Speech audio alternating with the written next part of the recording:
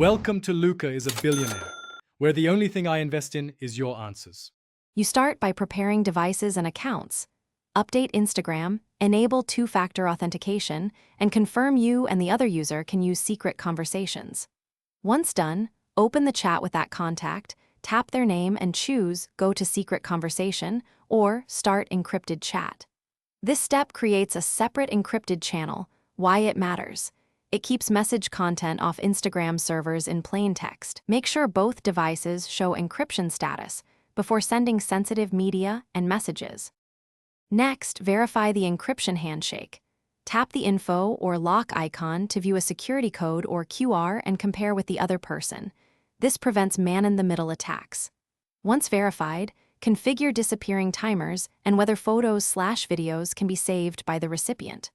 Also, review linked devices and backups. If chat backups are enabled outside Instagram, encryption may not protect those copies. You should disable automatic external backups for this chat to maintain end-to-end protection. To finalize, send a short test message and confirm the lock icon and recipient read receipt behave as expected. This proves the encrypted channel is active. If you replace or reset a device, re-verify security codes before resuming sensitive conversations because new keys may break the chain.